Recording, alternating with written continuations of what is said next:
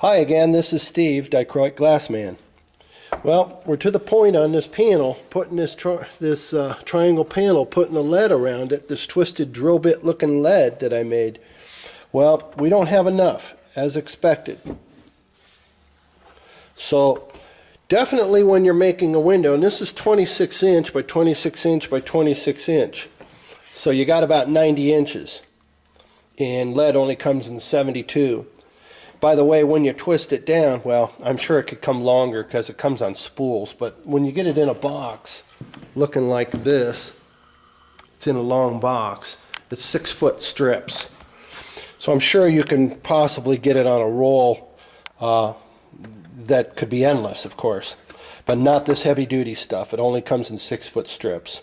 So you know you don't have enough already off top.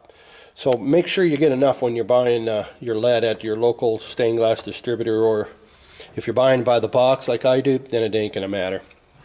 So what you want to do is take that drill bit and try to line up that same profile. You can see right here, since I don't have anybody to hold the camera, that's not lining up totally perfectly. It's going to look really good. So we're going to get a good solid joint by coming off of strength right here, because my last solder ball is right here. We're going to have a good solid joint. Then I'm going to go right here, right about here, to solder to the window, to the paint, to this lead. So that's how we're going to splice this. And then, as you've already seen me do in the window, I'm going to roll it all the way around. Once this end overlaps per se, so that when the lead, I'll get another piece. So when the lead extends beyond the window, because the new piece that I'm splicing into is 6 foot, you'll want to just cut it even and then press it back and solder it. And then you've accomplished, and then you save your stuff. I save my zinc. These are just for examples. I have zinc elsewhere. And save the lead. It's always a good idea to give you extra measurements or show the customer what you're doing or plan to do and what have you, or in these videos they come in very handy.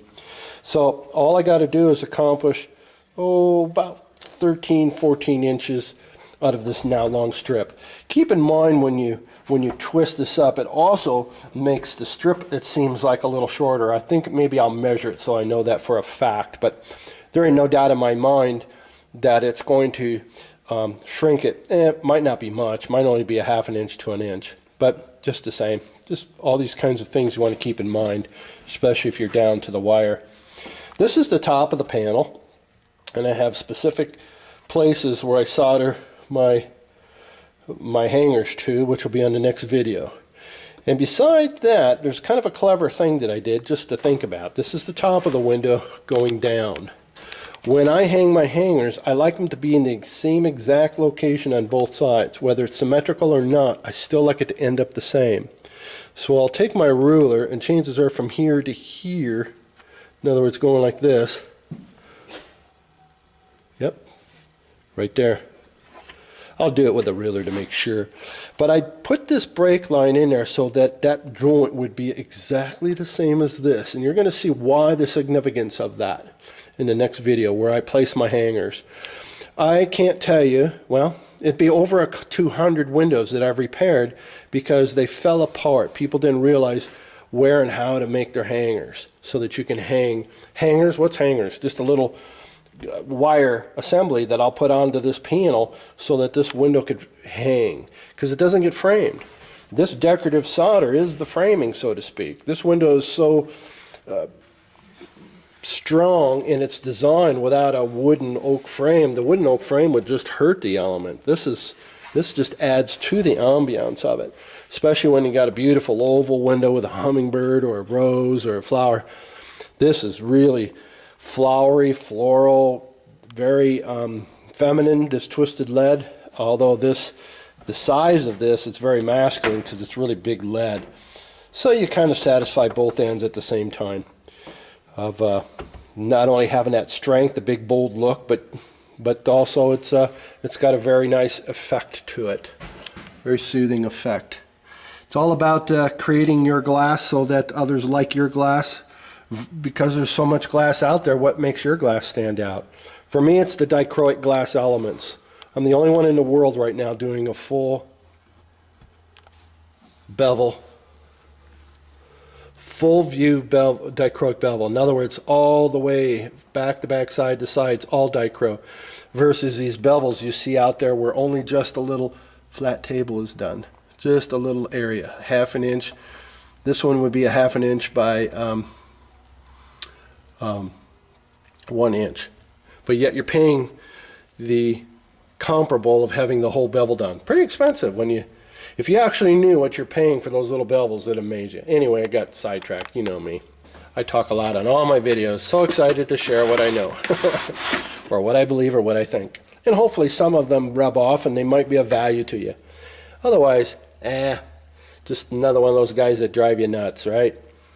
Well, hopefully they are of benefit, and I want that everybody would succeed. I hope that everybody that watches my videos raises the bar on some level within themselves, creating their own abilities and aptitudes. Like mine, I have never had a lesson, and that has never stopped me. I'm almost 100% colorblind, and in this window, since it's all clear textures, it's not a problem. It's a strength in this case because I've taken what would normally be a handicap to some and turned it into one of my strengths by not believing what they told me I had to believe. So I've always set my course in stained glass and done what I wanted to do because I've never had a lesson. There's never been any restraints. So anyway, remember this strip here, by the way, don't use something so thin that your lead jumps over the top. I kind of thought about that after I laid this down. I'd like to see something just a little bit thicker than this, at least 1/4 of an inch, maybe even taller. Create a nice wall so that when you pull this window towards it, see how that worked? When you pull this window towards the strip, you don't want it to jump over the top. You literally want this strip to help you, be your helping hand.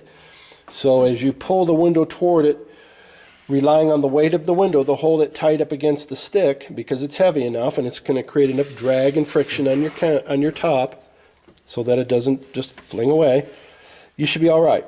So make sure your strip, if you cut it yourself, I'd cut them about 3/8 of an inch. If you're going to go to the lumber yard and look for some of these nice strips, because I use these strips, I use hundreds of them. They're part of the success in my design concepts. But anyway, you work out what you feel works best for you. Thanks for watching my videos. Bye-bye.